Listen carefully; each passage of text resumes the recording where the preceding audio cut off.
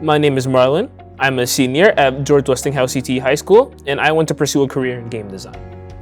I want to pursue a career in game design because when I was a child, I never really felt a sense of fun when I watched TV or movies and whatnot. Like, it was fun, but I was only to get so much out of it. And then my mom got me a Nintendo DS with Need for Speed Undercover. That was my first ever game, and I fell in love with video games ever since. I loved that. It was an amazing experience that I had as a kid, and it came to grow on me in my future years. So I want to reiterate that sense I felt into other people as well. I want other people to be happy the same way I was happy all the way back then.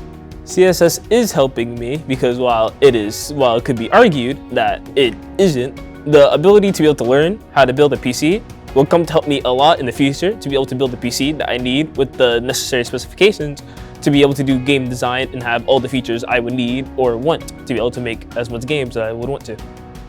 I consider my strongest personal asset to be my creativity. It's honestly, most of the time, bigger than I even think it is, to the point where sometimes I can't even control it, and that is easily a massive benefit for me, especially in the field that I want to pursue.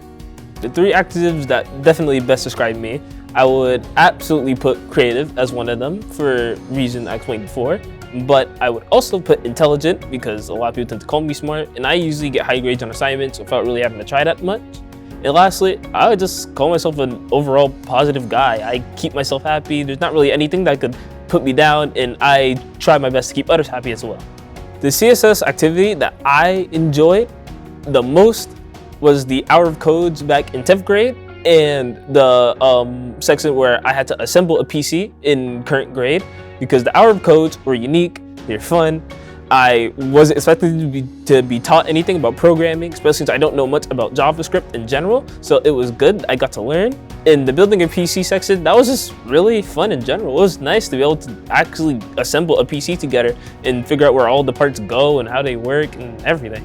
A project that I've worked on outside of school, I have a couple game projects of mine, one of which was a fan game of a series I like, but I mainly used it as a test of my programming skill, and I love the way it's been going along.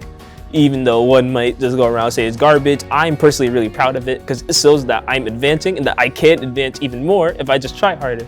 And on the other hand, there's these fun little RPGs I've made with my friend group from 9th all the way until now. It's like a series, and I personally really love making those games. It was just fun. And plus, the engine I made them on, RPG Maker, was very simple, so I didn't really have to code that much. I just got to mess around with ideas.